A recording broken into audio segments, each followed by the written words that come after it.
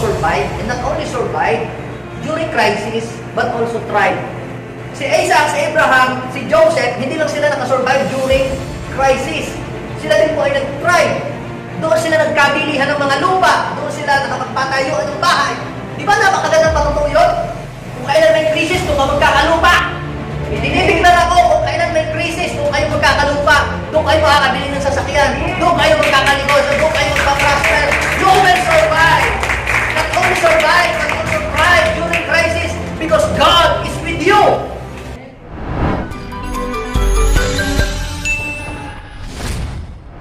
Patuloy niyo ako sa pag-aaral natin ng salita ng Diyos, mga kapatid. At ang pamagat po ng ating pag-uusapan ngayong pong araw na ito ay pinamagatan ko pong we will survive and thrive. Sino po dito ang naniniwala na kahit may crisis, kahit may pandemic, kahit nagtataghirap sa mundo, makakasurvive siya. At hindi lang siya makakasurvive, magta-thrive pa siya. Yan. Kung kayo po ay naniniwala, lalo na yung mga nanonood, you can comment down below at sabihin po ninyo, I will survive and thrive through the help of Jesus. At man po kayong panig ng mundo, nandoon, idinideklara ko sa bawat isa sa inyo ng mga nanonood ngayon, you will survive and not only survive, but also thrive in the mighty name of Jesus. Now, kapag sinabi po natin mga kapatid na survive means able to exist or to live in spite of danger, in spite of famine, in spite of difficulties, ikaw ay magpapatuloy. Kaya ngayon, dinideklara ko sa bawat sa atin, you will not only survive, but you will also thrive. Sabihin po natin, I will survive, and not only survive, I will also thrive. So pag sinabi po natin survive, mga kapatid, when we say survive, it means ability to exist, or you are able to exist or live in spite of danger, in spite of difficulties and crisis. Kapag sinabi po kasi nating survive, mga kapatid, ito'y parang yung ikaw ay nasunugan, pagkatapos nasunog yung bahay mo, naging abo lahat ng ari-arian mo, pero nakaligtas ka. Ikaw ay survivor. Survival ang tawag doon. Pero alam niyo po mga kapatid, ang gusto ng Diyos, hindi ka lang maging survival. During this pandemic, during this crisis, hindi lang gusto ng Lord na makasurvive ka. Gusto din ng Diyos na mag-thrive ka. Sino pong sumasang-ayon doon na gusto ni Lord na siya ay mag-thrive? During this pandemic season, during this crisis and famine, you will thrive. Pag sinabi po natin thrive, mga kapatid, it means to flourish, it means to prosper.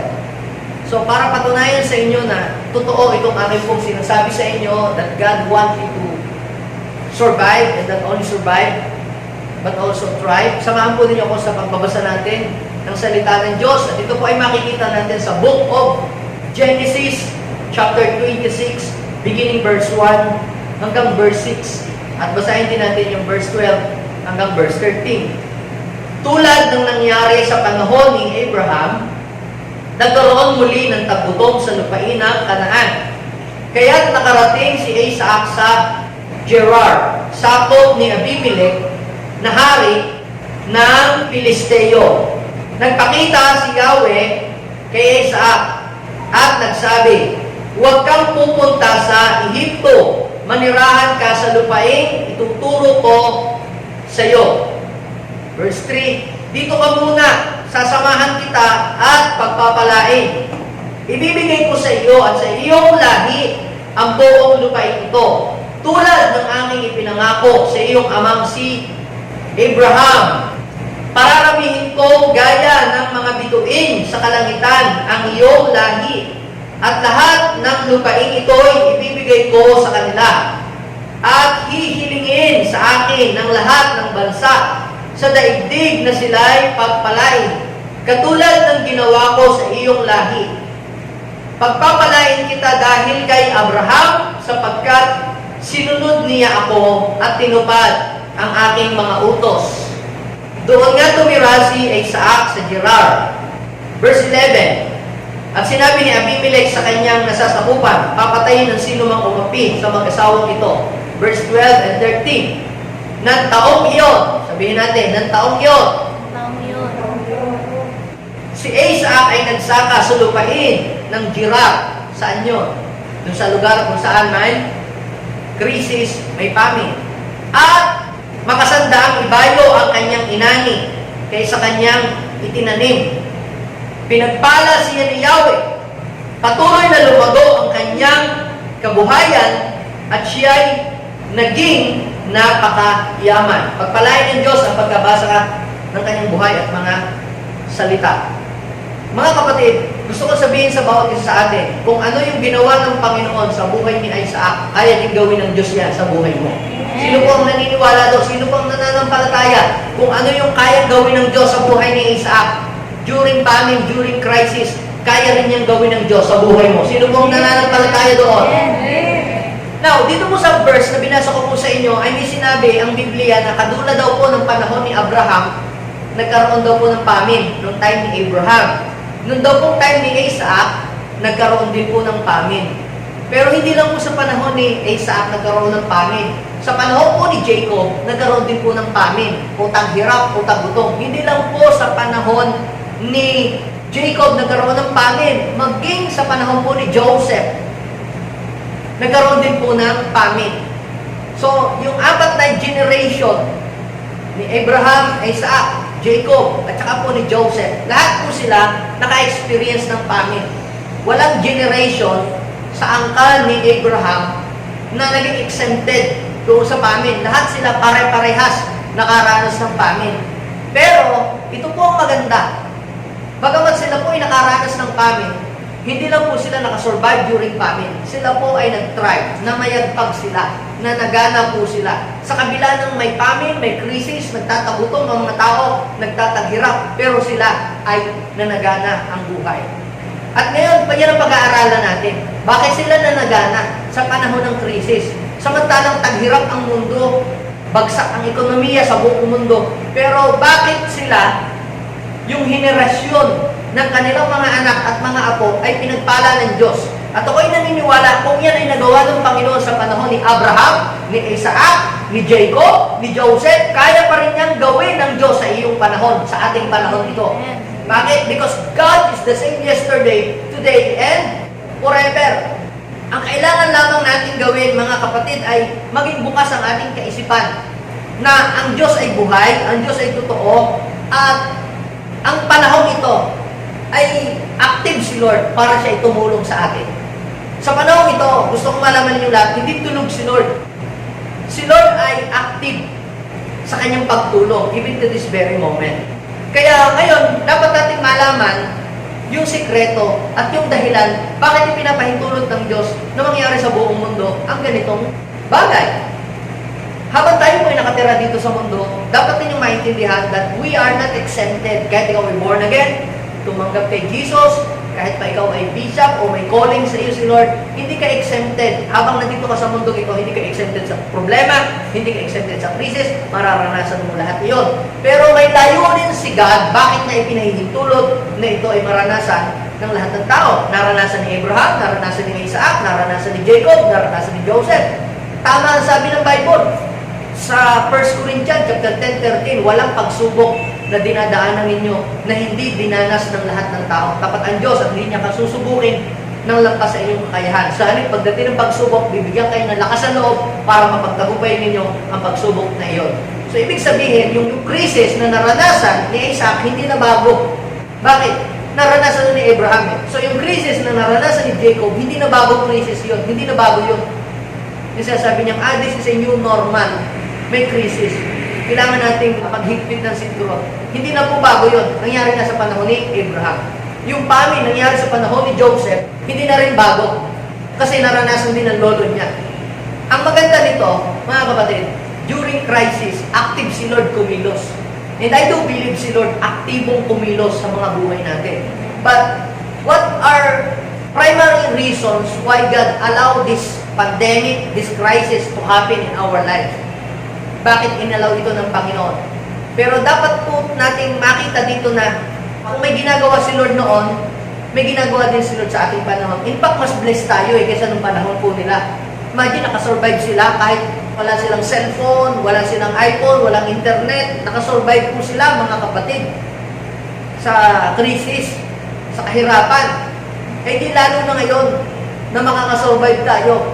Sapagkat lahat ng mga kagamitan o mga bagay na pwede nating magamit ay provided na lahat.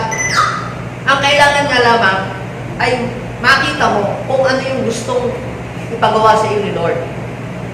There are three primary reasons why God allow crisis, problems to pass in our season, in our generation. Bakit inaalaw ng Lord yan? Una, God want us to learn new things. Kaya pinapahintulot ng Diyos na mayroong pagsubok, may mga ganitong sitwasyon because God want to teach us new things. And God want us to learn new things. Maaaring yung natutunan ni Abraham ay hindi natutunan ni Isaac. Na kinakailangan matutunan ni Isaac din kung ano yung natutunan ni Abraham. Di ba may mga magulang na ganito? Na kapag umunlad ang buhay ko, yumaman ako, at ako ay umasenso, yung katiting na hirap na dinaanan ko, hindi ko ipaparanas sa aking mga anak. Parang ang ganda, no? Ang asar pakisyan. Pero sa totoo lang, kung yung mga hirap na pinagdaanan mo ay hindi dadaanan ng iyong mga anak, yung iyong mga anak ay hindi magiging matibay na kagaya mo. Are you following me? Bakit ka tumibay? Bakit ka tumatak? Bakit lumakas ang iyong loob? Kasi na-develop ka ng mga krisis at mga problemang dinaanan mo. Tumibay ka. Dahil tumibay ka, umasenso ang buhay mo. Ngayon, ang umasenso ang buhay mo, namulat na lang yung iyong henerasyon na maganda na ang buhay. Hindi nila na-experience yung mahirapan, hindi nila ma-experience yung maghirap. Kaya nung nagising na lang sila, maanuan na ang buhay.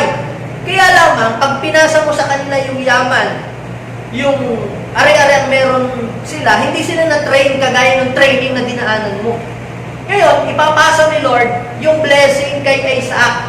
Kaya lamang, si Isaac hindi na-train kagaya ni Abraham.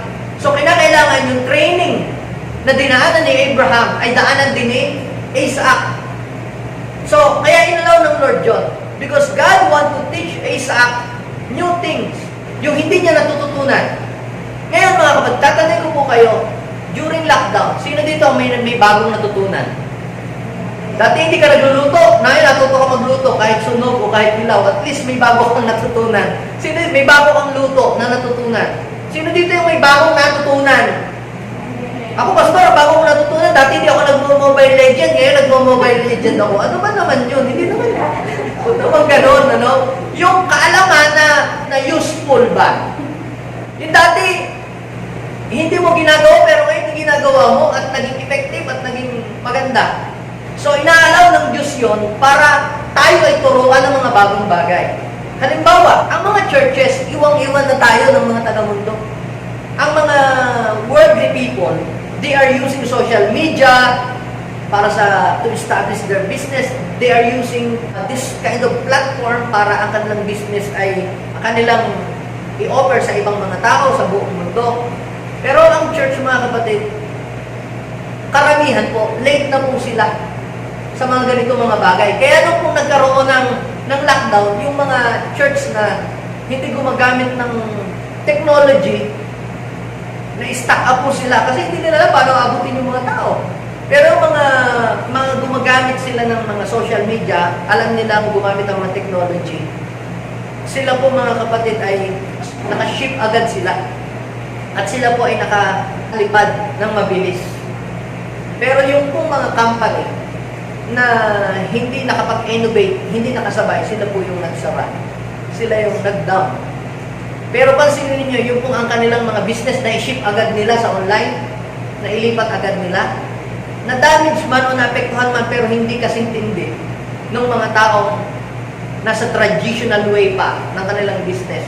So, ibig sabihin ngayon mga kapatid, ay meron pong shifting na nangyayari sa business, maging sa church.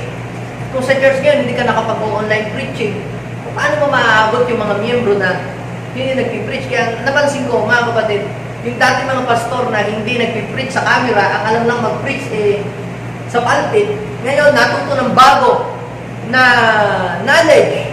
Natuto silang mag-preach online, natuto silang gumamit ng Zoom, na nakita po ngayon na mas mabilis pa lang i-share ang gospel using these apps and technology.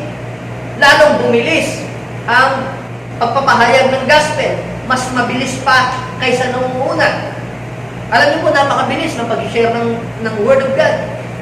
Lalo na sa panahon ito. Alam niyo, dati si Bishop, kinakailangan sumakay pa sa aeroplano, magbayad pa ng ticket ng mahal para lang makapag-preach siya sa iba't ibang bansa, mamentora ng mga pastor doon. Pero alam niyo po, through the help of this technology, social media, nakarating ang salita ng Diyos ng mabilis.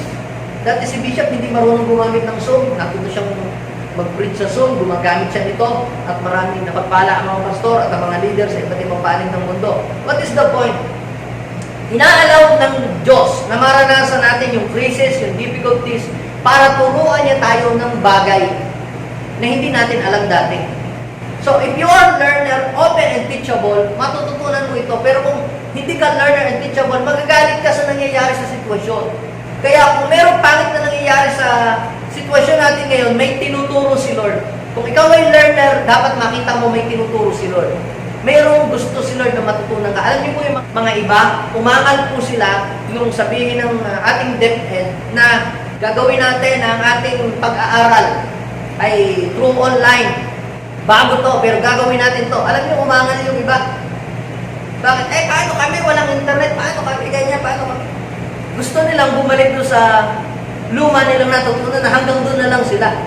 Kapatid, we need to innovate. We need to learn something new. Yung po mga tao na, ay ganito na ako, dito na ako. Yan yung mga tao na iiwanan at yan yung mga tao hindi nakakasurvive. Kung gusto mong makasurvive, kinakailangan mong matuto ng bagong kaalaman. Kung hindi ka marunong pumindot sa cellphone, dapat marunong kang mag-type. Sa panahon ito, pag hindi ka marunong mag-type, hindi ka makakasurvive. Paano kung papadalahan kita ng pera using cellphone?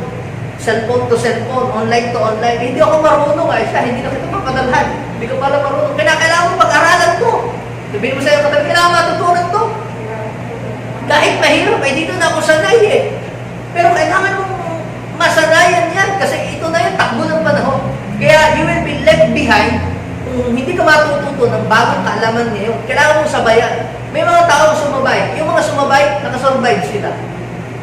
Yung mga negosyo na sumabay dito sa bagong new normal, nakasurvive sila. Everything is fine. Parang walang nangyari. Yung iba na mga nagtitinda sa mall, syempre walang pupunta sa mall, anong ginawa na? Na-ship agad nila sa bago, gumawa agad sila ng platform para maibenta nila para sa mga tao yung mga produkto nila. Dumami tuloy ang kanilang mga benta. Bakit po? Natuto sila ng bago. Mayroon silang bagong natutunan. So, if you want to survive, during this pandemic season or crisis, you must learn something new. At inaalaw ni Lord na ito'y dumating sa atin para matuto ka ng bagong kaalaman. Kasi kung walang pagsubok, kung walang ganitong crisis, stagnant ang iyong buhay. Ang gagawin natin, paulit-ulit lang. Pero pansinin nyo, ang ginagawa natin ngayon, nagtatry tayo ng bagong bagay. Kasi hindi na po effective yung ating approach nung kagaya nung dati. You must learn something new. Kaya sabi ng Panginoon, I will teach you new things. Sinasabi niya lagi yan sa Isaiah. May bago ako'y pakikita. May bagong bagay ito. God is a God of new things. So, God wants each every one of us to learn new things. Kaya kung wala kang natutunan bagong bagay during this pandemic season, wala kang bagong natutunan sa buhay mo, ikaw ang pinakakawawang tao. Wala kang man lamang natutunan bago. Ang natutunan mo lang, magpa-level up. Ang natutunan mo lang, mag-mobile legend. Paano gumamit ng skill? Kapatid, hindi ka naman yayaman doon. Kinakailangan matutuhan ka ng bagong techniques, bagong strategy kung gusto mo makasurvive. Now, another reason, primary reason why God allow us to experience and pass through this crisis or problem or trials or difficulties is God want to stretch our faith. Sabihin natin, God want to stretch our faith. Kapag ang faith, mga kapatid, na hindi po ito na-stretch, ang ating faith, ito po ay magiging stagnant. Alam niyo po, katulad po ng makina, kapag ka po hindi siya ginagamit, lalo siyang nasisira. Katulad po ng sasakyan na ginagamit natin noong pandemic, hindi na paandar, ngayon nasira yung battery. Kailangan pala lagi siyang gamitin para malayo ang marating niya. Ang faith natin, mga kapatid, kung hindi yan may stretch, hindi tayo makakalayo. Our faith is like a rubber band. Itong hawak ko sa inyo ito, mga kapatid, na nasa kamay ko ngayon, is a rubber band. Ito pong rubber band, mga kapatid, ito po ay nai-stretch. Kaya nga siya ay rubber band eh. Nai-stretch siya. Ngayon, kung hindi siya nai-stretch, hindi siya rubber band. Kung itong rubber band na ito ay hindi siya nai-stretch, walang silbi ang rubber band na ito. Kaya itong rubber band na ito ay mabenta, nabibili, kasi nabibili siya dahil sa pagka-stretch niya. Kung hindi din naman nai-stretch, ba't ko bibilhin yung rubber band? Now, ang faith din natin, mga kapatid, kung gusto mo malayo ang marating sa buhay, dapat you must stretch your faith. Ngayon, ang pagsubok o ang problema, yan po yung ginagamit ni Lord para ma-stretch ang ating faith. Kung hindi ma-stretch ang iyong faith, wala kang mararating. So you need to stretch your faith. And the only way para ma-stretch ang iyong faith ay dumaan ka sa trials. Dumaan ka sa pagsubok. Dumaan ka sa matinding mga problema. Ngayon, pinapadaan ng Diyos tayo sa mga problema, hindi para ipahamak tayo, kundi para turuan tayo ng mga bagong bagay, bagong kaalaman. Pangalawa, para i-stretch at i-develop ang ating pananampalataya. Kasi kung hindi ma-stretch ang ating pananampalataya, wala tayong mararating.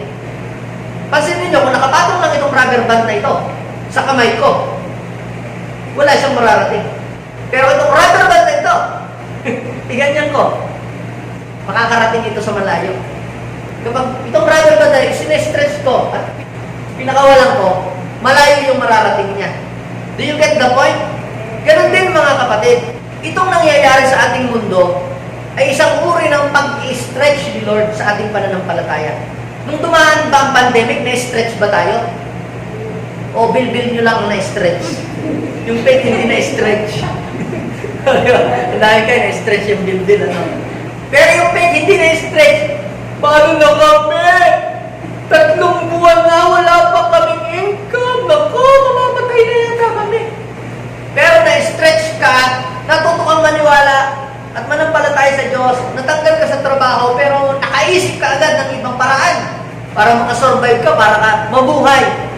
Yun yung bagay na gusto ni Lord na matutunan mo.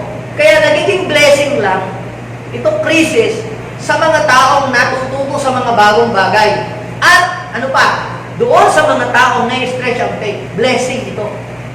At ang pangatlo, ito, bakit inaalaw ng Diyos na mayroong problema, pagsubok, may famine na dumating ito? God want to demonstrate His power. Mas matindi ang problema, mas matindi ang power. Mas matindi ang problema, mas matindi ang demonstration. Kung mild lang ang problema mo, mild din lang yung miracle na mararanasan mo.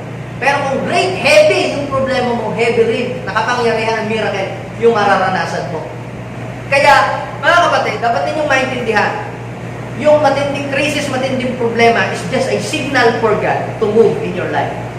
Yun yung signal ni Lord. Kaya kung may mga talalapit sa'yo, ano mo kapatid, Mars, ang dami-dami kong problema.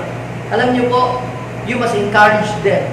At bigyan niyo po sila ng idea na, alam mo, sa Bible, yung matinding problema at matinding pagsubok is just a signal for God to move in your life ng matindi. Bakit matindi ang miracle na naranasan ng Israelita? Matindi din naman ang pinagdaan ng problema. Bakit nahati ang dagat? Nag-provide ang mga pangailangan sa ilang. Matindi yung problema nila, kaya matindi din yung ginawa ng Diyos.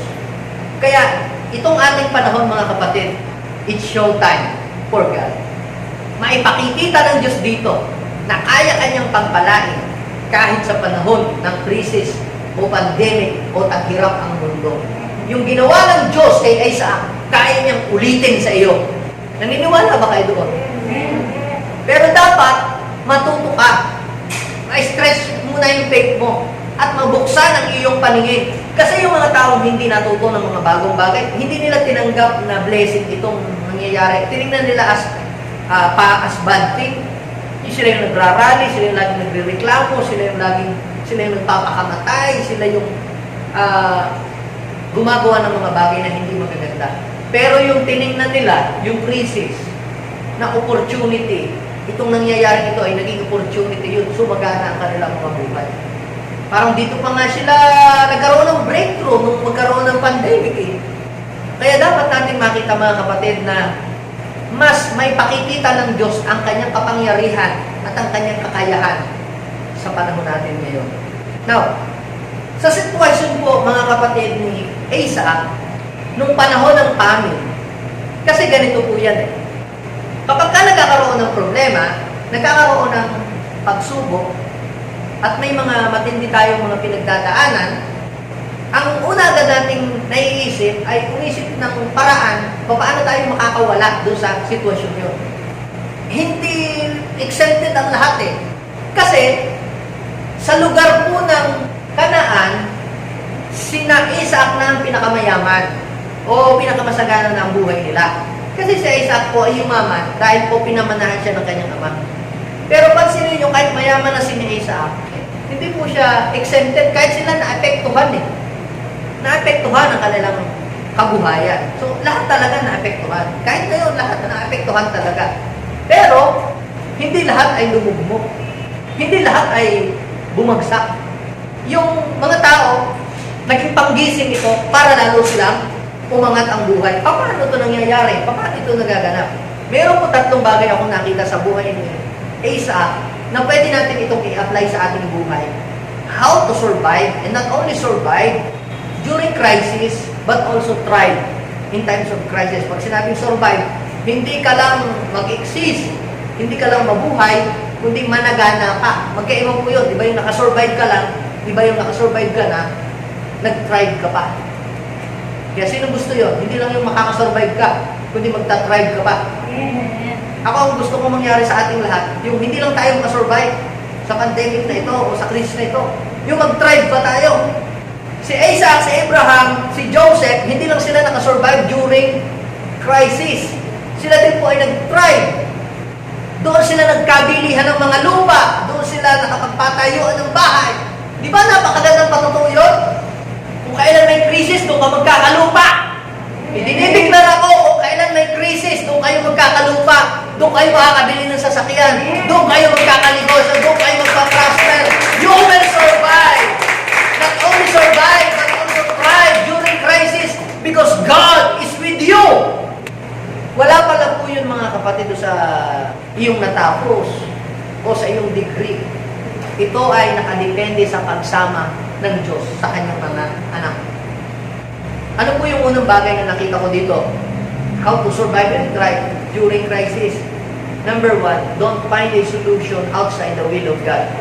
Don't find a solution to your problem outside the will of God. Siyempre, di ba, pagka tayo po ay nagigipit, halimbawa, ipit sa pera, maraming babayarin, ano pa?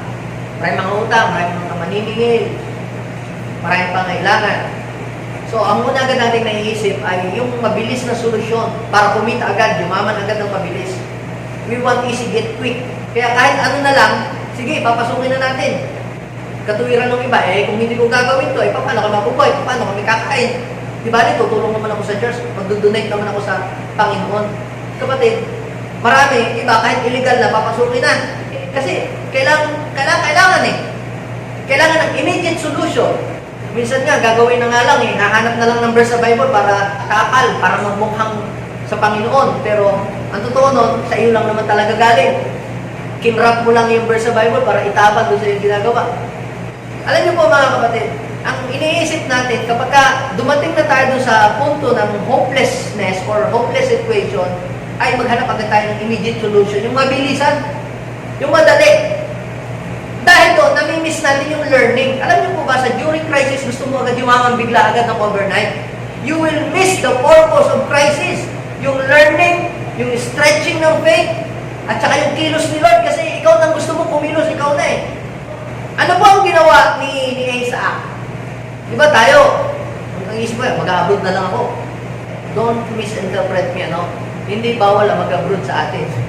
Hindi bawal ang magtrabaho sa ibang bansa. Ang sinasabi ko lang, mga kapatid, ay halapin mo at alamin mo kung ano ang kalooban ng Diyos para sa buhay mo. Hindi, nabalitaan mo na yung kapitbahay mo, yumaman, nakabili ng kotse, nakapagpatayo ng bahay, nakabili ng mga lupain kasi nag-abroad, siguro mag-abroad na rin ako. Maaaring yun yung direksyon ng Diyos sa buhay nila, kaya sila nag-prosper. Ngayon, ang kailangan, hanapin mo yung direksyon ng Diyos sa buhay mo. At noong pong si Isaac, mga kapatid, ay magkaroon ng krisis doon sa lugar na yun, gusto agad niyang umalis. Doon, nag-usap na yung mag-asawa, mag-migrate tayo sa Egypt.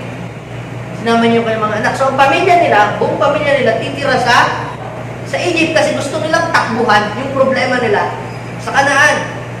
Minsan, dinadala tayo ng Lord sa lugar na may krisis o may problema, hindi para ipahamak tayo, kundi para tayo ay maging solusyon sa lugar na yun.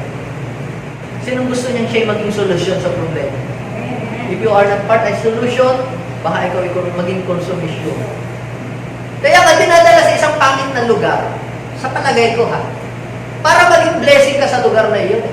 Kaya lang, if you fail to see God's purpose sa iyong buhay, kung bakit niya ipinararanas yun, magiging kagaya ka ni Isaac, na tatakbo, pag may problema, tatakbo. You have a choice kapag may problema, to fight or to flight. So, ano pipiliin mo? To flight or to fight? Ang naisip niyang solusyon, takbuhan na lang yung problema, bahala na kayo dyan. Basta kami, lilipat na lang kami sa ibang bansa. Ang problema nito, sa panahon natin ngayon, lahat affected, lahat ng bansa, wala ka talagang mapupuntahan eh. Lahat may krisis, lahat umaangal. Saan ang lugar, saan ka pupunta na maganda at ikaw isasagana, kapatid? Kung meron ng lugar na ikaw ay mananagana at ikaw ay magtatry, yun yung lugar na gusto ni Lord na nandoon ka. Hindi dun si lugar na ayaw ni Lord.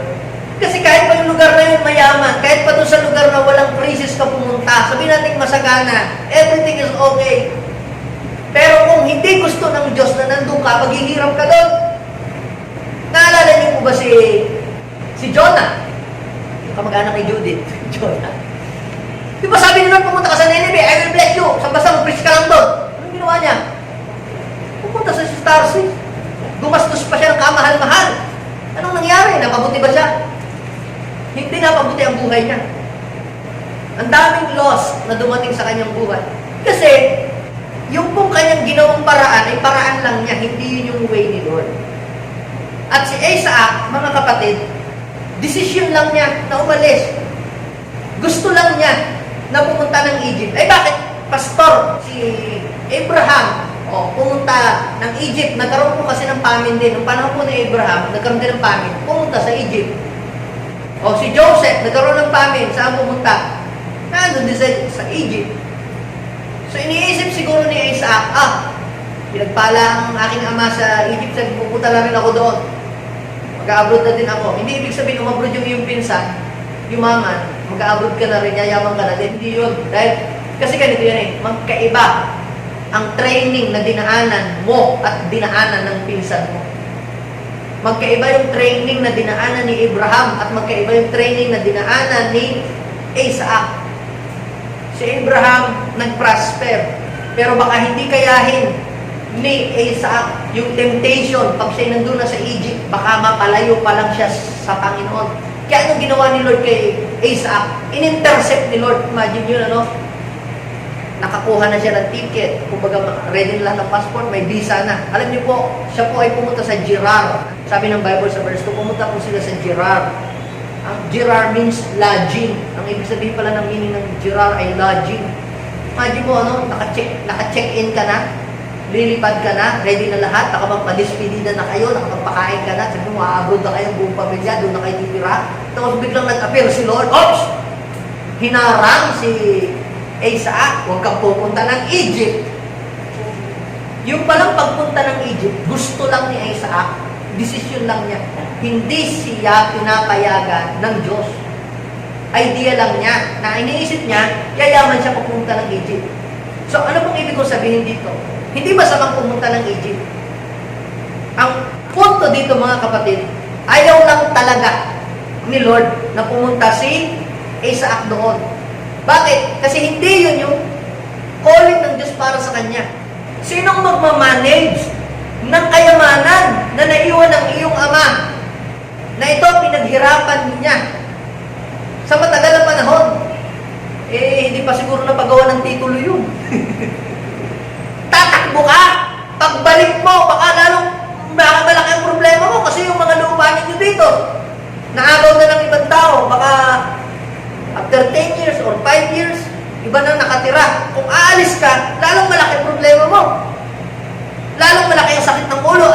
minsan akala natin yung gagawin nating paraan, yun yung makakapaglutas ng problema natin, nawala ang sakit ng ulo natin, lalong nadagdagan.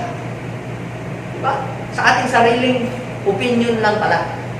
Ang maganda nito mga kapatid, nag-appear si Lord. At kinakailangan maging sensitive tayo doon sa kung gustong ipagawa ni Lord. Huwag ka pupunta sa Egypt, dito ka tumira, huwag kang aalis dito. Dito kita pagpapalain. Imagine niyo, ready na ang lahat, nakapagpaalam na sa mga kamag-anak, sa mga kapitbahay, na mag-a-abroad na kami, buong pamilya, dala nun, siguro naibenta na yung mga gamit, kung may sasakyan o appliances, na ipamigay na lahat, tapos hindi pala natuloy. So, napakalaki kakahiyan yun. Paano yung nagastos? Paano mapapabalik yun? Pero si Isaac, mga kapatid, palibhasa, naging sensitive siya sa direksyon ni Lord. Di bali na yung loss, di bali na nagastos, di bali na ibinili ko ng ticket, di bali na yung mawala. Kaysa na buong pamilya namin ang maparemora. Alam niyo ang nangyari kay Naomi, at kay Elimelech. Nung magkaroon ng famine, di ba nagkaroon din ng famine sa panahon ni Naomi at ni Elimelech? Yung buong pamilya nila nag-migrate sa ibang lugar. So ano po ang nangyari ngayon? After 10 years, namatay yung kanyang asawa. The following years, namatay yung kanyang mga anak. Kaya pansinin ninyo, hindi napabuti si Naomi doon sa kanyang pagmamigrate sa ibang bayan. So hindi lahat ng nag-a-abroad, napunta sa ibang bansa, naganda ang buhay. Pero meron din naman nag-a-abroad na gumaganda ang buhay. Bakit gano'n? Kasi maaaring yun ang direksyon ng Diyos sa kanila. Ang punto ko dito, hindi ko kayo binabawalang mag-abroad. Ang sinasabi ko lang po, mga kapatid, alamin mo kung saan ang direksyon ng Diyos sa iyong buhay at doon alumarga. Ano ang direksyon ng Panginoon kay Isaac? Ay dito ka, mag-stay ka. Dito ka muna. Dito ka muna. So, ibig sabihin, pwedeng gusto din ng Lord na umalis siya, pero as of now, manatili ka muna dito. So, ano pong ibig ko sabihin? O yung number 1, ano po yung sinabi ko kanina? Don't find a solution outside the will of God. Yung iba, ginagawa nila, alam naman nilang illegal, alam nilang mali, sasabihin pa, hindi bali, ako naman itutulong kay Lord. Mas maganda na po mga kapatid yung tumutulong ka na kay Lord, legal pa yung ginagawa mo. At hindi rin magiging katanggap-tanggap sa Diyos. Ang iyong offering, ang iyong ikapo, kung kumikita ka namang malaki, illegal naman yung ginagawa mo, maraming mga taong napupurwisyo. Kung nagbibigay ka nga ng ikapo, pero yung ba'y nakakalugod sa Diyos, kaya makakaglorify ba yun? Ang hanapin mo na solusyon ay yung solusyon na makakaglorify kay Lord. Maraming solusyon. Pero, ang hanapin mo, yung solusyon na naaayon sa kagustuhan at kalooban ng Diyos. Nag-appear si Lord. Nag-appear. Kaya, si Lord ay mag-a-appear siya sa atin during this pandemic, during this crisis. Diba sabi ng Bible, if you call unto me, I will answer you, and I will show you the things that you don't know. Sabi ng Jeremiah chapter 33 verse 3. Si Lord ay active na tumulong. Si Lord ay active na magbigay sa atin ng kanyang mensahe sa panahon ito. Pero ang tanong, pinapansin mo ba si Lord? Kailangan maging sensitive ka. Kung si Lord ay nangungusap, pakinggan mo yun. Mapapabuti ka pagka sinunod mo yun. Minsan, i-intercept tayo ni Lord sa ating mga decision, sa ating mga plano. Bakit? Kung nakikita ng Diyos na yung ating haharapin ay hindi makakabuti para sa atin. Katulad ho halimbawa ni Balaam. Si Balaam, in-invite siya ni Balak na pumunta sa kanila at siya bibigyan ng maraming pera. Pero in-intercept siya ng Lord at sabi, huwag kang pupunta doon. Kahit may pangako ang maraming pera, huwag kang pupunta. Dito ka lang. Bakit po? Mga kapatid, maaaring sa iniisip mong solusyon, iniisip mo gaganda ang buhay mo, pero mapapahama ka naman. Anong sabi ng Biblia? Ano mapapala ng isang tao? Makamtan man niya ang yaman ng buong daigdig. Kung ang katumbas naman nito, mapapahama ka kanyang buhay. Masisira ang reputasyon mo. Masisira ang pangalan mo. Makahuli ka ng pulis. Hahantingin ka ng alagad ng batas. Do not find a solution outside the will of God. Mas maganda na yung magtiis-tiis ng kaunting hirap dito. Pero at least, meron kang natututunan. Ang importante sa Diyos, yung may natututunan ka. Huwag mong takasan yung learning. Sabihin mo sa iyong katabi, huwag mong takasan yung learning. Kasi minsan gusto natin mag-shortcut, mabilis agad. Isang break, diyan na, nandyan na. Pero hindi ganon. Hindi ganon si Lord. Now, anong gusto kong gawin ni Lord? Gusto kang turuan. Matuto ka, mag-matured ka. Kailangan matutunan mag-manage. Yung blessing ni Abraham, kung gusto mong matutunan yung blessing ni Abraham, dapat handa ka rin matutunan yung mga natutunan ni Abraham. Yung iba claim ng claim, Lord, Abrahamic blessing, Abrahamic blessing. Ang tanong, ay handa ka bang harapin din yung problema na hinarap ni Abraham? Kung hindi, ay huwag ka na humingi ng ganung klase ng blessing. Yung iba naman, Lord, gusto ko ng anointing kagaya ng kay Bishop. Ha? Talaga? O, sige, handa ka bang makulong at malason? Eh, ayaw ko nga ng ganyan. O, huwag ka na humingi ng kagaya ng anointing ng kay Bishop. Si Bishop, kaya may ganyong anointing, katumbas lang yun ng kanyang pinaghirapan na dinaanan ng mga pagsubok, mga persecution. Ngayon, kung humihingi ka sa Diyos ng malaking blessing, dapat handa kang humarap sa mga pagsubok at mga problema. Sapagkat bawat blessing na hinihingi natin, may katapat mo yung pagsubok na kailangan mong ipasa. May battle na kailangan mong pagwagian. Are you with me? Are you following me? So, hingi natin yun, Lord, anong direction mo sa akin? Anong direction mo para sa buhay ko? Yun ang hingin mo sa Panginoon. Kapag may malinaw ang direksyon na natanggap sa Panginoon, lahat ng gagawin mo, ipaprosper ka ng Diyos. Pangalawa, ano po? Stay to your calling. Stay to your calling. Anong sabi ng Panginoon kay Isaac? Sa verse 3, dito ka muna. Huwag kang umalis dito. Magpapalain kita dito. Alam niyo, way back 2003, message na sa akin ng Panginoon yan. Ngayon ko palang pinipreach. 2003, nag-i-struggle po ako. Lord, magpapastor pa ba ako? Magsiserve pa ba ako? Mag-a-abroad na naman po ako. Kasi ang hirap naman po, yung mga tao, parang hindi naman yata sila nakikinig. Amen lang ng amen, tapos hindi naman yata natalab sa kanila yung salita ng Diyos. Discourage po ako. At gusto ko nang magpaalam kay Bishop. Isang umaga, ako'y nagkaroon ng prayer at aking binuksan ng aking Bible. At yan ang ibigay sa akin ng Panginoon. Alam niyo ang message sa akin ng Panginoon? Huwag kang pupunta sa Egypt. Dito ka tumira, dito ka papuna, at dito kita pagpapalay.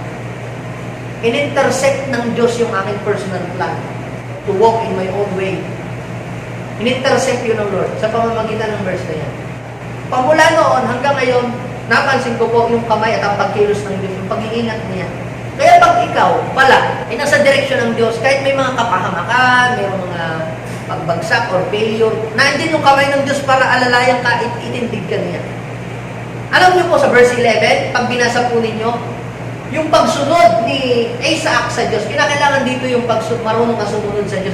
Kahit may revelation ka, kahit may mga preaching ka ng marinig, tayo kinakausap ng Diyos sa pamamagitan ng Biblia, ng mga quiet time, ng devotion, ng preaching sa live stream, o preaching sa church service.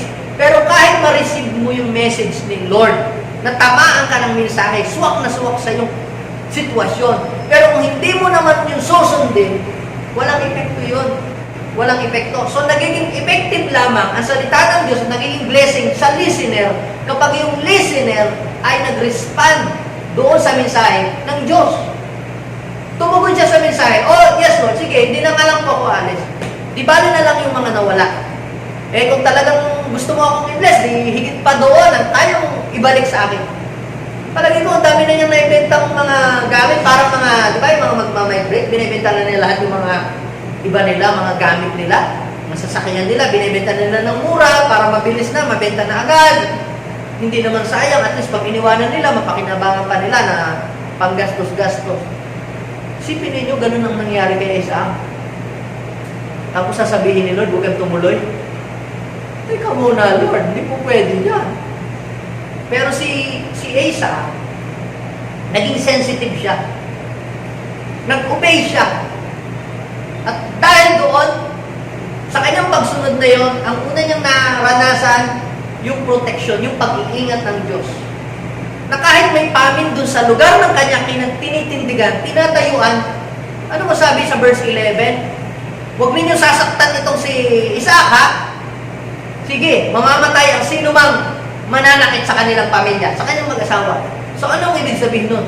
May protection si Lord. Kapatid, pagka ikaw ay nasa lugar kung saan gusto ng Diyos na nandoon ka, may protection si Lord sa'yo. Kahit ang mga tao ay nagkakagutom, kahit ang mga tao ay nagkakahirap-hirap, pero ikaw ay makakasurvive kasi nasa iyong kamay at ang pagtingin ng Diyos. Gagamitin niya pati yung mga influential people para i-bless ka. Sinong influential people during that time? Si Abimelech. Pero pinroteksyonan siya. Nasa lugar siya kung saan ay wala siyang masyadong kakilala. Pero dahil gusto ng Diyos na nandun siya, kaya obligado si Lord na protektahan siya ng Panginoon. Huwag kang mag-expect ng protection sa Diyos kung ikaw ay aalis sa presensya ng Diyos. Do not expect God's protection outside the presence of God. Kung may pagsubok, may problema, stay serving God. Stay to your calling. Stay to your job. Lima na lang kung may gusto si Lord na mag-resign ka. Mag-resign na lang ako. Kung mag-resign ka sa panahon ito, saan ka pupunta? Huwag ka agad kara-kara ka mag-resign. Humingi ka ng go signal kay Lord. Kung sabi ni Lord na mag-resign ka, hindi sige, mag-resign ka. Pero kung wala pa ka namang matatanggap kay Lord na sabing mag-resign ka sa iyong trabaho, edi tuloy mo lang yung trabaho mo. Para makasurvive kayo, iba kaya lalong nagugutom. Biglang magre-resign ng trabaho. Wala pa pala namang ibang trabaho mapapasukan pa. So kung hindi pa sinasabi ni Lord na mag-resign, wala sinasabi, wala ka narinig, hindi mo pa muna mag-resign, tuloy mo lang yun. Sabi ni Lord kay Isaac, stay here for a while and I will bless you. Magtyaga-tyaga ka muna. Kung hindi ka na po-promote, huwag ka agad mag-resign. Isang buwan ka pa lang namang nagtatrabaho dyan, gusto mo agad mag-increase, lahat ng mga benepisyo, tanggapin mo. Stay muna, huwag ka muna agad mag-resign. Yung iba naman, magpe-pray kay God ng trabaho, nung bigyan ng Lord ng trabaho, nahirapan ng kaunti, gusto agad mag-resign. Sabihin mo sa iyong katabi, stay to your job. Kung binigyan ka ng Diyos ng trabaho, huwag ka agad kara-kara mag-resign. Saan ka pupunta? Lalo sa panahong ito. Halos nagkakawalaan ng trabaho. Kaya kung may trabaho ka ngayon, kahit maliit ang sweldo, pasalamatan mo yan. Yung iba walang trabaho, hindi niya alam kung sila maghahanap. Dumidiskarte ng halaman. Pero ikaw, buti ka. Meron kang kahit maliit na sweldo, meron kang pinapasukan trabaho. Maging masaya ka. Dahil akala mo, napakahirap na ng sitwasyon mo, pero marami pa lang ibang tao mas mahirap pa sa pinagdadaanan mo. Di ba? Minsan pag tayo may problema, akala natin yung problema natin, napakalaki na.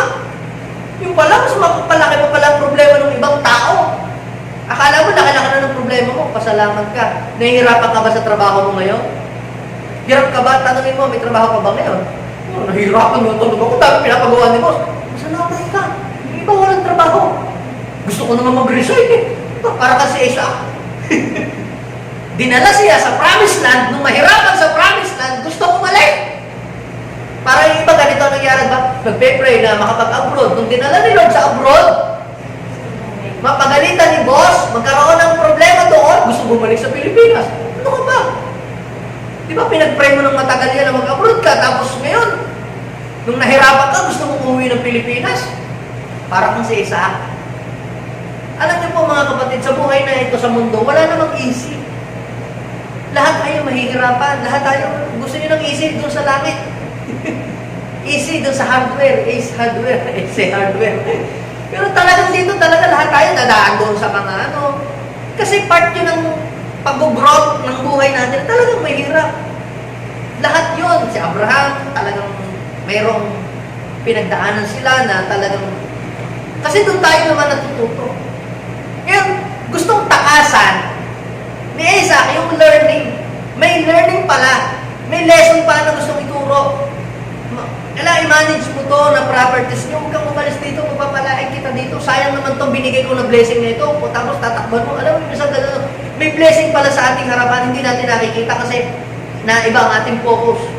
Yung palang blessing, nandito lang sa tabi-tabi natin, nandito pala lang sa paligid natin, pero hindi natin nakikita sapagkat iba yung ating focus. You must stay to your calling. Sabihin mo sa iyo katabi, stay to your calling. Kung ikaw ngayon ay nagseserve kay God at ikaw ay nakakaranas ng pagsubok, stay to your calling.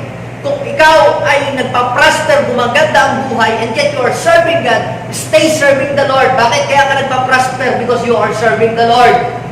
Kaya ka ngayon, buhay pa, hindi ka tinamaan ng virus because you are serving God. Ang dami na nagkamatay sa buong mundo, pero ikaw buhay pa rin, humihinga ka pa rin.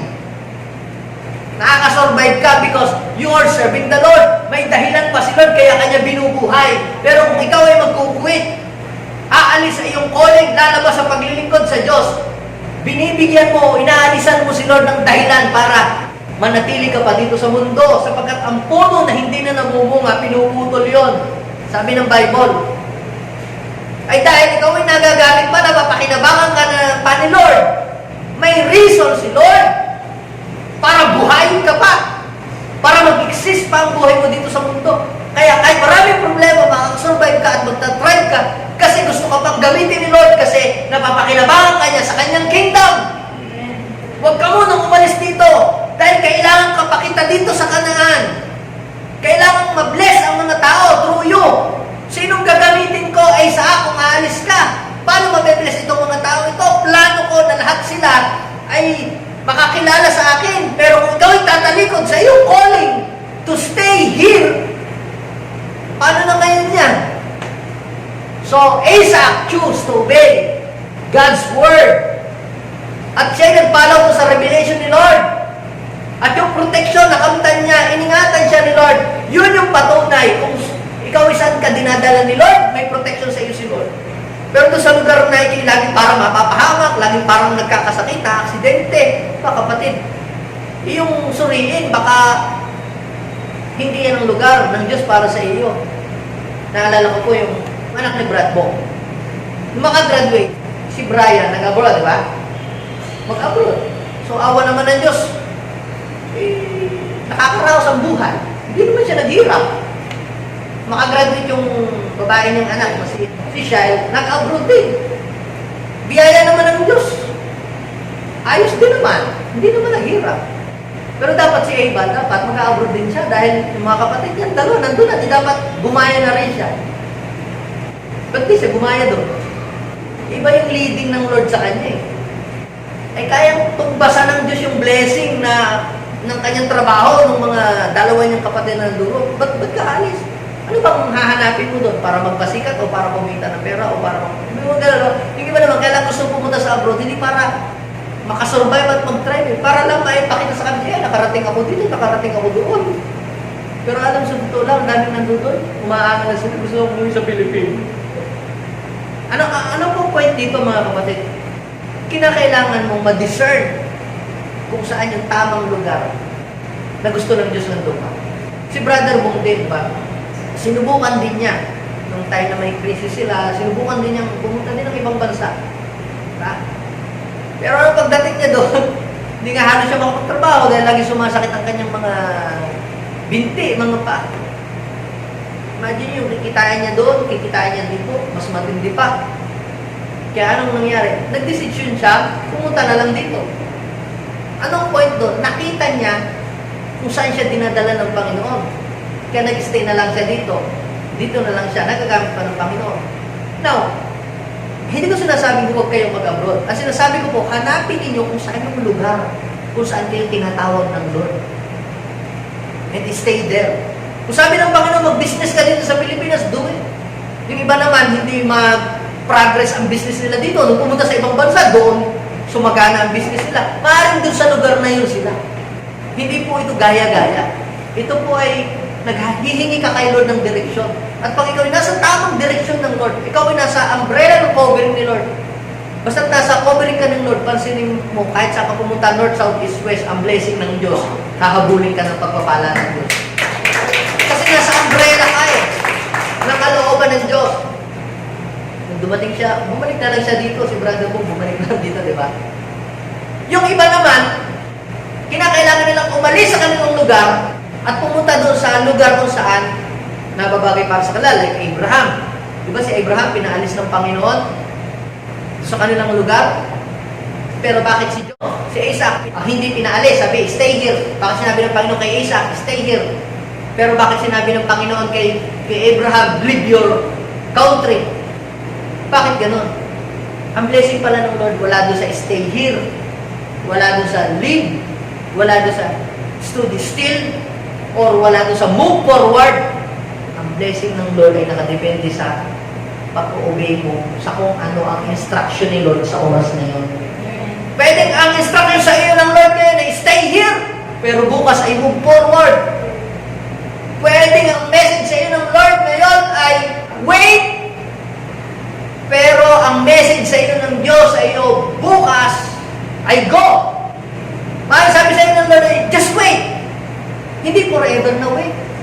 Kaya ang kinakailangan mong gawin ay ma-discern. Pag ibig sabihin ng ma-discern, mahalata, malaman mo, Lord, ano ba ang iyong specific message para sa akin ay pinapagawa mo sa panahon ito. At pag nalaman mo kung ano yun, kapatid, makakasurvive ka. Ang buong mundo nagtataghirap, nagkakagutom, pero ikaw nananagana ka. Sapagkat nasa tamang lugar ka at tama yung nilalakaran mo. Pero kahit masagana, walang krisis, pero pwede kang maghihirap kung wala ka sa tamang direksyon at wala ka sa tamang lugar at nasa mali kang landas. Anong kailangan mong gawin? Itama mo ang buhay mo sa kalooban ng Diyos. Sabihin natin, itama natin ang buhay natin sa kalooban ng Diyos. So kung nagsiserve ka ngayon, stay serving God. Stay to your calling. Ginagamit ka ng Lord, stay to your calling. Doon ka magpapalaya ng Panginoon. No, kahit magkaroon ng crisis, I'm still preaching the gospel. Ay mas lalo pang na-provide ang aming mga pangailangan. So kaya nung magkaroon ng crisis, hindi na apektuhan ang aking pangangaral. I'm still preaching the Word of God. Editing my preaching and uploading my preaching. Bakit po mga kapatid? Everything is fine. Bakit? Dahil nakita ko kung ano yung gusto ng Panginoon na ipagawa sa akin. Kaya may crisis, hindi ako natakot. Basta't may signal, I will preach the Word of God. Pero yung hindi nila alam ang direksyon ng natataranta ka na, hindi mo na anong gagawin. Pero ikaw ay may kapayapaan. Pag nakita mo yung direksyon ng Lord sa iyong buhay, may kapayapaan ka sa lahat ng iyong ginagawa. At may kaakibat na blessing and protection si Lord. Now, ito ngayon na nangyari. Sabi, Lord, stay here, I will bless you. Katulad ng tatay mo, pagpapalain kita. Ikaw, sasabihin ng mga kapitbahay mo, ng mga ibang bayan, sana mag-bless din kami kagaya mo. Ngayon, yung blessing na yon na pinapangako ni Lord, mangyayari lamang yun kung si Isaac ay susunod doon sa instruction ng Diyos. Pero kung ibipilit pa rin ni Isaac ang gusto niya, pwede rin mangyari gusto ni Isaac, but Isaac will miss the blessing of the Lord in the place of Canaan. Kaya mga kapatid, kung ang direksyon ng Lord sa iyo ay mag-stay ka muna dito sa Pilipinas, saka na lang mag-around the world, stay here and i-work out mo. Meron ka lupa, i-work out mo yung lupa. Kung ano yung meron, i-work out mo. Stay muna. Yung iba po, gusto ka na mag-around the world, wala pa nga na-establish na negosyo man lamang. Diba? Stay here muna. Pumunta ka doon, huwag ka magmadali. Makakapag-around the world ka rin. I-work out mo muna yung business. Ayusin mo muna lahat. Pag okay na, then yan, you can go. Pero sa panahon ito, meron ka munang kailangan ayusin. Parang ganun ang gustong sabihin. Hindi naman kita binabawalan pumunta doon sa Egypt. Pero, kasi plano din ng Diyos talaga na mag-multiply sila sa Egypt. Kaya lang, kung pumunta ka doon sa lugar, na gusto din ng Lord na puntahan mo, pero wala ka sa timing, hindi ka pa rin magiging blessed. Para yung bata na wala pang ikasiyam na buwan, papaanakin mo na agad, na 7 months pa lang, anong mangyayari? Di premature. Gusto naman talaga nila na lumabas yung baby, kung mamamadaliin mo, anong mangyayari sa bata? Di mamamatay. Ganyan din po yung mga blessing ni Lord. Pag minamadali natin, lalo tayo, hindi napapabuti. So, now, pangatlo. How to survive and thrive. Ano po yung number 1 na nakita natin dito? Ha?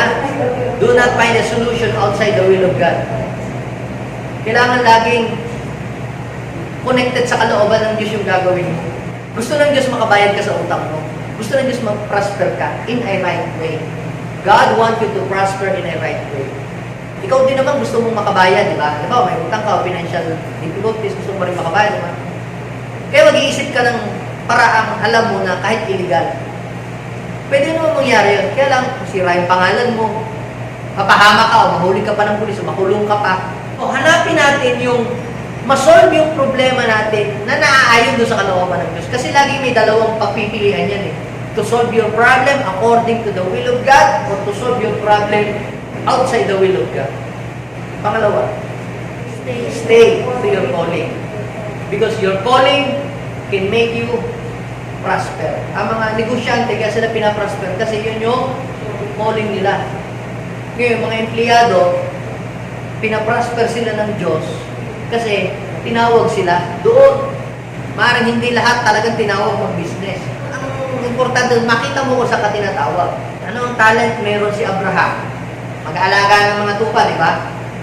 Ano ang talent ni Jacob? Ha? Mag-alaga din ng tupa.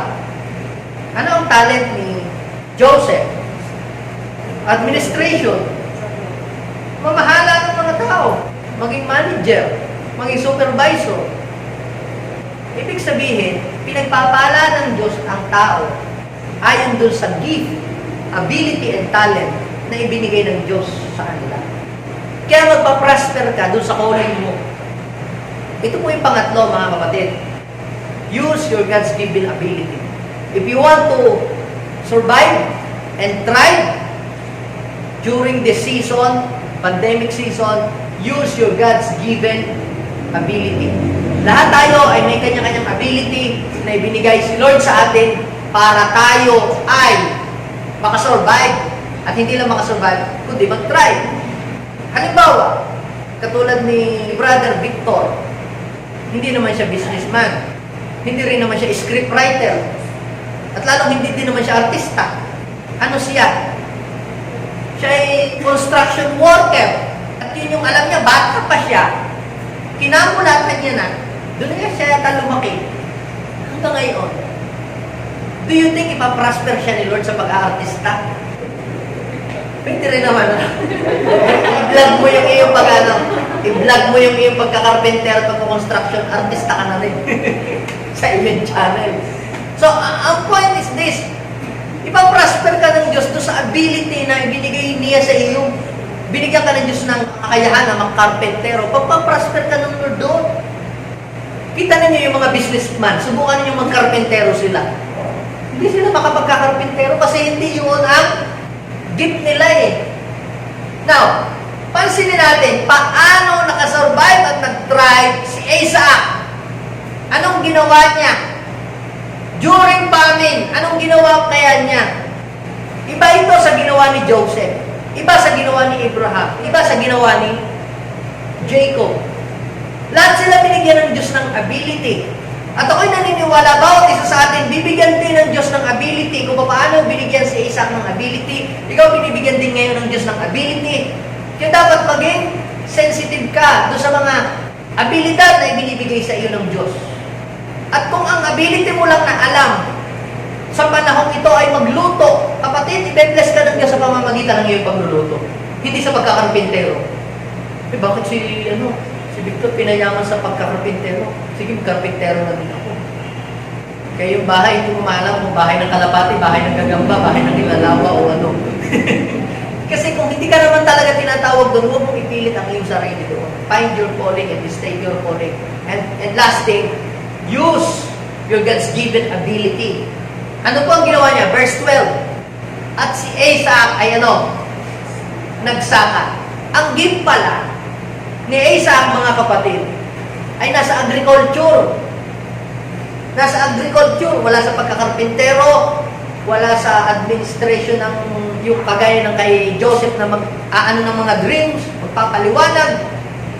Ang kanya palang ability nasa agriculture. Yun ang kanyang natutunan.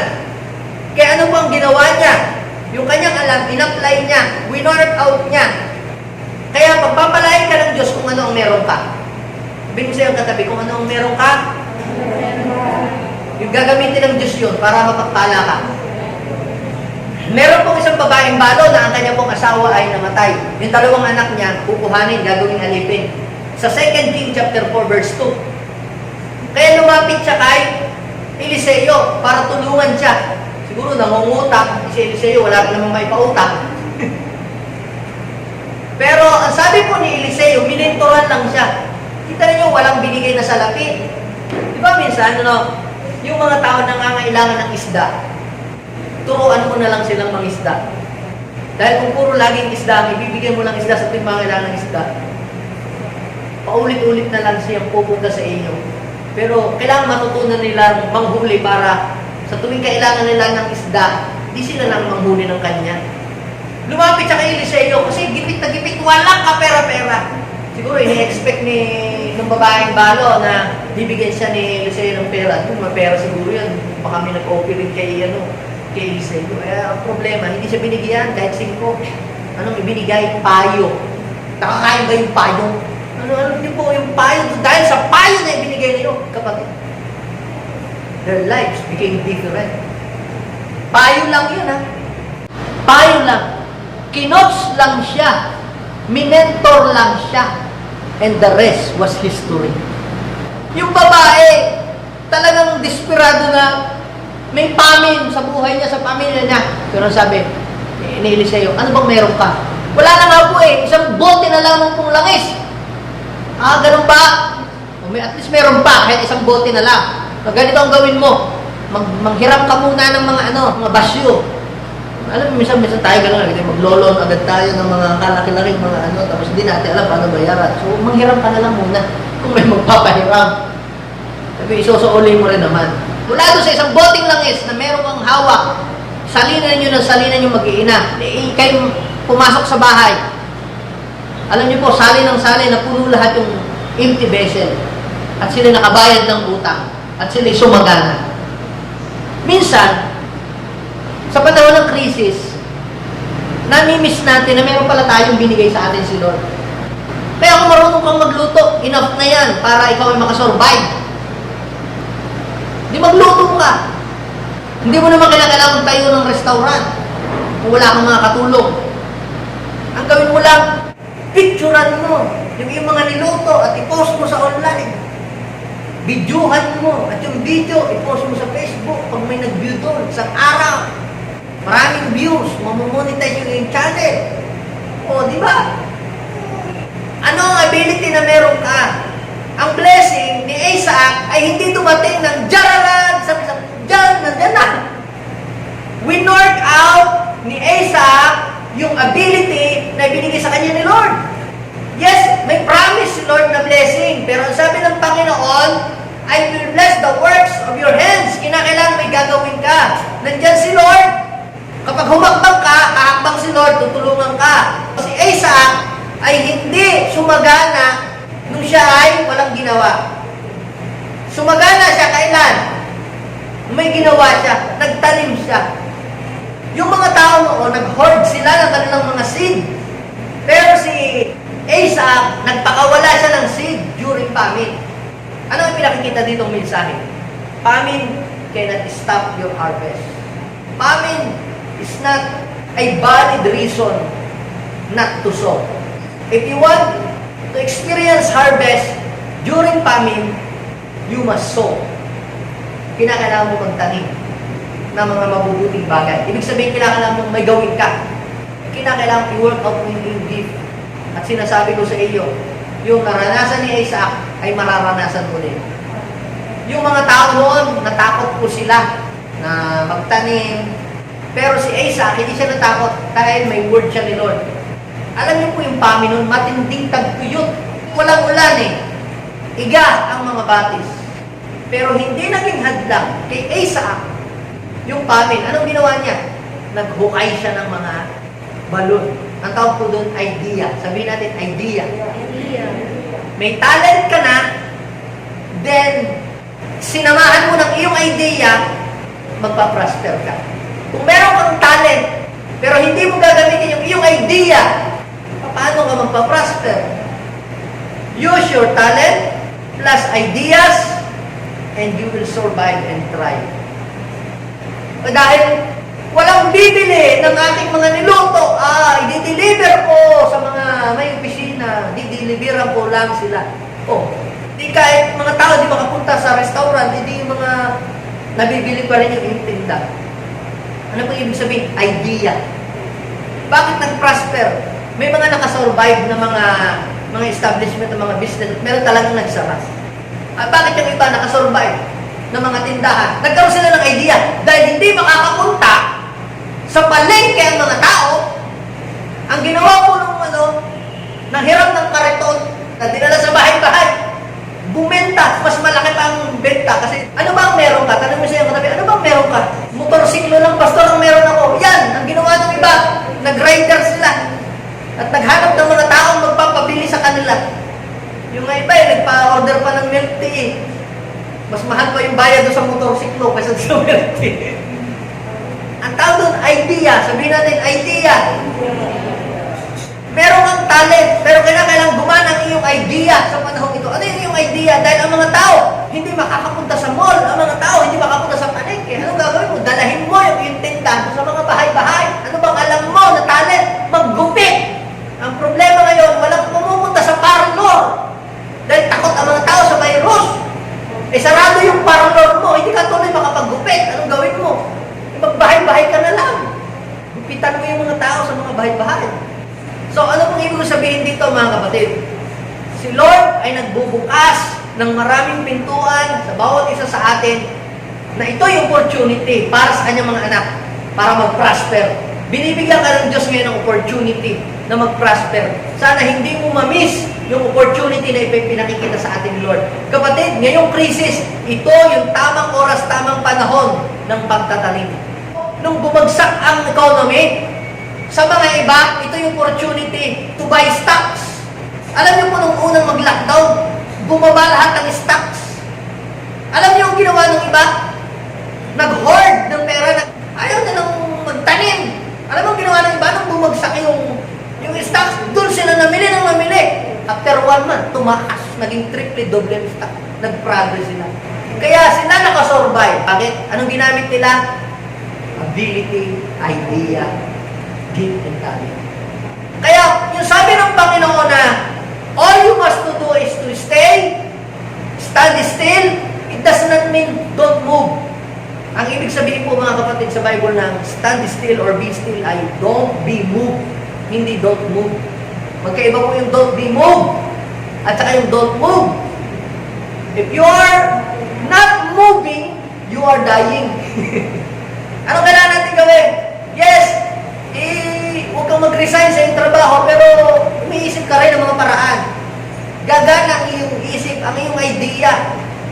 Bumenta kaya ang mga alcohol at mga face mask ninyo. Pero huwag ka naman mang-i-scam. Ano? Yun lang naman ang huwag mong gagawin.